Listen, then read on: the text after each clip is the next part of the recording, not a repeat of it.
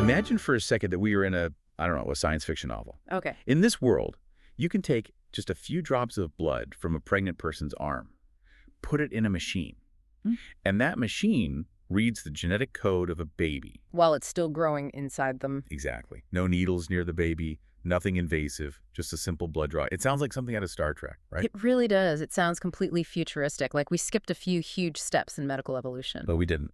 This is more or less the standard of care in prenatal medicine today. We're talking about the liquid biopsy. Exactly. Or, as it's more formally known, non-invasive prenatal testing, NIPT. NIPT. It is everywhere now. If you're pregnant or you know someone who is, you've definitely heard of this.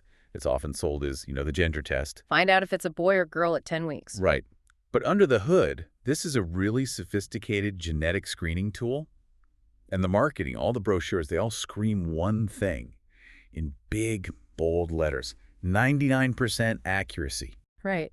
And that number is so comforting it sounds definitive. But as we dug into these sources, and we have a huge stack here, clinical frameworks, guidelines from ACOG, SMFM, we found that 99% accuracy is doing a lot of heavy lifting. Oh, absolutely. It's hiding a massive amount of complexity. It is, because when you get a result that says high risk, it doesn't always mean what you think it means. And getting to the bottom of why, that requires us to understand some pretty mind-bending biology. And that is our mission for this deep dive. We're going to move past the glossy brochure. We're going to look at the placental problem. We're going to unpack why a positive result might actually be a false alarm. And look at the new frontier of testing, where things get really murky. So let's start with what I'm calling the soup. The soup. That's how I visualized it. Before I read these sources, I thought NIPT was like fishing for a tiny baby blood cell floating around in the mom's bloodstream. Like a needle in a haystack. That's a very common misconception. And actually, decades ago, scientists did try to isolate intact fetal cells, but it was incredibly difficult. The cells were just too rare, too fragile. So NIPT works differently. It does. It analyzes something called cell-free DNA, or cfDNA. Okay, cfDNA. The analogy that really clicked for me from the sources was the paper shredder. It's a great analogy. Imagine the DNA inside a cell is a long, perfect document. It has all the instructions. Right. When cells die, and cells are constantly dying and being replaced, they break down. That long document gets run through a shredder. So what you have floating in the blood plasma isn't whole cells. It's millions of tiny shredded fragments of DNA. So the mother's blood is just this soup of confetti strips of DNA. And obviously most of that confetti belongs to her. Yeah, almost all of it is hers. But some of it is the baby's. And here's the first major plot twist. And honestly, if you only remember one thing from this deep dive, let it be this. Okay. Technically, it is not the baby's DNA. Wait, hold on. The report literally says fetal results. It's shorthand. Biologically, it's placental DNA. Okay, pause. I think most people, myself included, assume the placenta and the baby are genetically identical. They come from the same fertilized egg. And usually they are. They start from the same zygote. But very early on, the embryo splits. One group of cells becomes the fetus, and the other group becomes the trophoblast. Those are the cells that form the placenta. So NIPT is detecting the DNA shed by those placental cells. As they die and regenerate, yes. So you are testing the organ that sustains the baby, assuming it's a perfect match for the baby. You're testing the afterbirth, not the... Precisely. And 98% of the time, the placenta and the fetus match perfectly. But biology is messy. And sometimes they don't. And that disconnect is the source of almost all the confusion we're going to talk about. That's wild. It's a proxy test.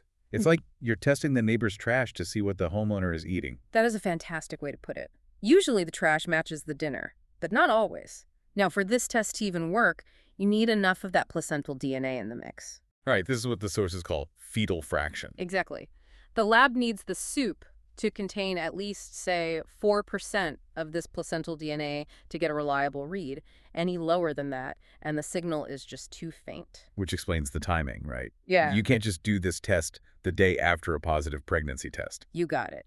You typically have to wait until at least 9 or 10 weeks of gestation. Before that, the placenta just hasn't shed enough DNA into the bloodstream to get to that 4% threshold. Okay, so we've got the shredder, the placenta, and the timing. Now let's talk about why everyone uses this test. The sources call it a game changer for Down syndrome. It really was. I mean, before NIPT, we had the serum screens, the quad screen. These were blood tests that looked for proteins and hormones. Not the DNA itself. No, they were looking for the shadow of a genetic issue, not the genetics. And because they were looking at shadows, they had really high false positive rates. You were telling a lot of people with healthy pregnancies that they were high risk. A lot of unnecessary panic, exactly. Then NIPT comes along. For trisomy 21 Down syndrome, the sensitivity is over 99%. The specificity is over 99.9%. Those are staggering numbers. They are. In the world of medical screening, that is about as close to perfect as you can get. But, and I can feel a big but coming. You keep using the word screening. Yes. And this is the golden rule from our clinical framework source. NIPT is a screening test, not a diagnostic test. To the average person, that just sounds like semantics. Screening, diagnostic. If the paper says positive for trisomy 21, that feels like a diagnosis. It feels like a fact. It feels like one, but biologically it is not. A diagnostic test, like an amniocentesis, looks at the actual chromosomes from the fetus. Gives you a yes or no. In a screening test. It gives you a risk assessment. It says, based on these DNA fragments we're seeing, there is a high probability of this condition. And this brings us to the math that just breaks everyone's brain. PPV, positive predictive value. Yes. This is where it gets really, really interesting, and frankly, where a lot of clinical counseling can fall short because it's so counterintuitive. Okay, so explain PPV to me like I haven't slept in 3 days because I have a newborn.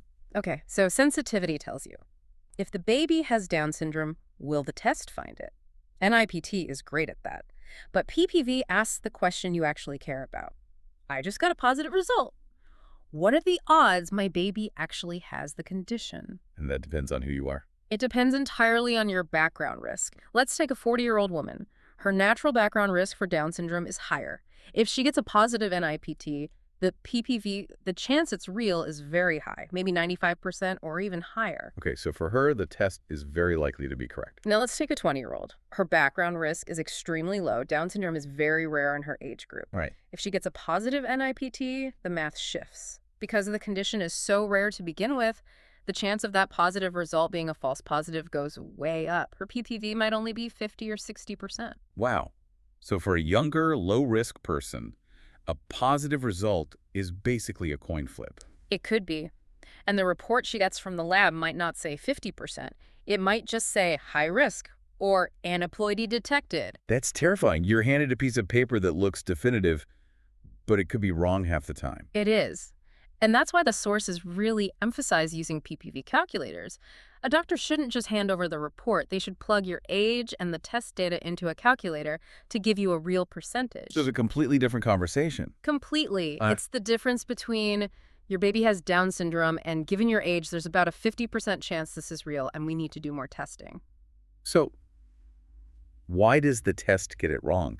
How do we get these false positives? This brings us back to the placenta, doesn't it? It does. The phenomenon is called confined placental mosaicism, or CPM. On the placenta lies? It's a bit dramatic, but yeah, that's the idea. Remember we said the placenta and fetus divide early on.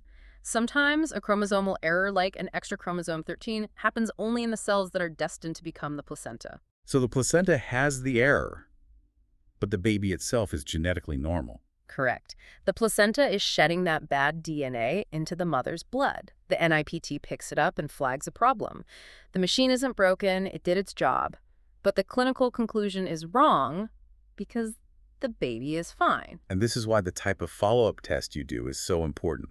The sources had this whole showdown between CVS and amniocentesis. This is a critical medical decision. A CVS chorionic villus sampling is done earlier, usually between 10 and 13 weeks, and it takes a biopsy of, guess The what? placenta. Exactly. Oh, I see the problem. All right, NIPT is reading the placenta, and then CVS biopsies the placenta. You might just confirm the placenta's error and still have no idea if the baby's healthy. You get a false positive confirmation. That is a nightmare. Yeah. You could terminate a healthy pregnancy because your backup test checked the same faulty source. It can happen. And that is why, especially for conditions where CPM is more common, like trisomy 13, trisomy 18, monosomy X, the guidelines are really shifting. They often recommend skipping CVS and waiting for an amniocentesis. Because amnio tests what? Amniocentesis samples the amniotic fluid. And that fluid contains cells shed directly from the fetus, skin cells, bladder cells. It tests the baby, not the placenta. It's the gold standard. So that, wait, from a high-risk NIPT at 10 weeks, to an amnio at 15 or 16 weeks? It must be agonizing, but it's the only way to be sure. It's excruciating, but it's medically necessary to avoid a terrible, irreversible mistake. What about when the test doesn't give you a result at all, the no call? Sometimes the lab just says inconclusive. Right. This happens in maybe 1 to 5% of cases, and Yeah. it usually just means the fetal fraction was too low. Not enough of the placental DNA in the soup. Exactly. And often it's related to maternal BMI.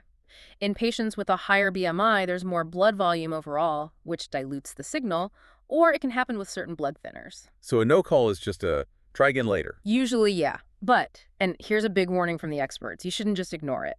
A test failure can actually be a biomarker for a problem. What do you mean? Well, some chromosomal abnormalities, like trisomy 13 and 18, are associated with a really small placenta. A small placenta means less DNA shedding. So a test failure could be because of high BMI, or it could be because the placenta is struggling. So you can't just brush it off. No. The guidelines say if you fail twice, don't just keep redrawing blood. You need to move on to an ultrasound, maybe think about diagnostics. There was another cause for weird results that sounded straight out of a mystery novel. The vanishing twin. This is a fascinating thing. A pregnancy might start as twins, but very early on, one of them stops developing. Wow. It's reabsorbed. But its DNA lingers. The placental tissue from that demised twin can keep shedding DNA for weeks. So you could have a healthy surviving twin, but the NIPT picks up DNA from the vanished twin who might have had a chromosomal issue. And the algorithm just sees trisomy detected and assumes it's the living baby. Exactly. It's a ghost signal. Incredible. And then there's the rarest but maybe the most significant cause of a weird result, maternal malignancy. Yeah. This is when the test finds cancer in the mother. Tumors shed DNA too. And that tumor DNA can look really chaotic to the NIPT algorithm. So it thinks it's seeing a genetic disorder in the baby. But actually, the baby is fine and the mom has an undiagnosed cancer. It's very rare, we have to stress that. But there are cases where NIPT saved the mother's life by catching a cancer early, completely by accident. Wow. Talk about an incidental finding. It raises huge ethical questions. You signed up to screen your baby, not yourself. Which leads us perfectly into the new frontier, because the labs aren't just looking for Down syndrome anymore. They are offering to screen for everything. Scope creep, that's the term. Microdeletions, rare autosomal trisomies. The sources call them RATs. The technology can look for these things, so the companies offer it, but the clinical value is controversial. Let's talk about microdeletions, like DeGeorge syndrome. It's not a whole extra chromosome, just a tiny missing piece. Right, and it's medically serious, but the problem is the smaller the piece you're looking for, the harder it is to see in that shredded DNA soup. So the accuracy just plummets. The positive predictive value, yeah, it drops through the floor. For some of these rare conditions, the PPV can be less than 10%, sometimes even less than 5%. Wait, so if I check the box for the expanded panel and I get a positive, there's a 90 to 95% chance it's wrong. In a low-risk population, yes. You're just generating a massive amount of anxiety and triggering invasive procedures for results that are overwhelmingly likely to be false alarms. And ACOG and SMFM, the big medical societies, what do they say? They generally do not recommend routine screening for these. They say the technology just isn't ready for prime time for the general population, but patience. You see the form, you check the screen for all box, more data feels better. Just to be safe. But it turns out just to be safe can lead to weeks of terror waiting for an amnio to prove the screening was wrong all along. And that brings us to the human side of this, the waiting game. The source is really... It's a period of intense anxiety. It disrupts bonding with the pregnancy. Parents stop talking about names. They stop planning the nursery. It's awful. And that's why the protocol is so strict. No irreversible decisions based on NIPT alone. You mean termination? Yes. There have been just tragic cases where pregnancies were terminated based on a high-risk NIPT screen, only to find out later that the fetus was genetically normal. Because they didn't do the confirmation. Because that 99% accuracy marketing is so powerful, people treat the screen like a diagnosis. But the sources are crystal clear. A high-risk NIPT means immediate referral to a genetic counselor, a detailed ultrasound, and confirmatory testing. The ultrasound seems like a huge piece of that puzzle. It's enormous. If you have a high-risk NIPT for trisomy 18 and then on the ultrasound you see major structural problems, then your PPV goes through the roof. It's almost certainly real.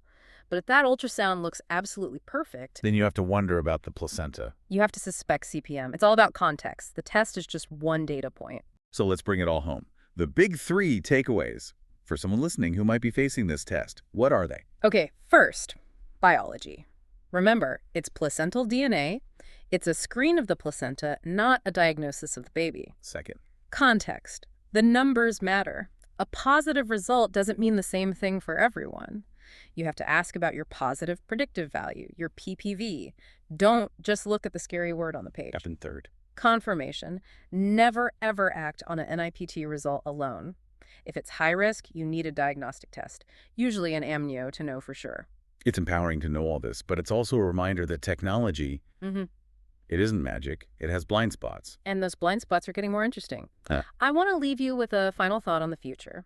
We're moving toward genome-wide NIPT. Scanning the whole library, not just a few books. Scanning all 23 pairs of chromosomes, and we are going to find more and more variants of uncertain significance, VUS, they call them. Meaning we find a change in the code, but we don't know if it actually causes a disease or anything. Exactly. We are gaining the ability to read the code much faster than we can understand what it means.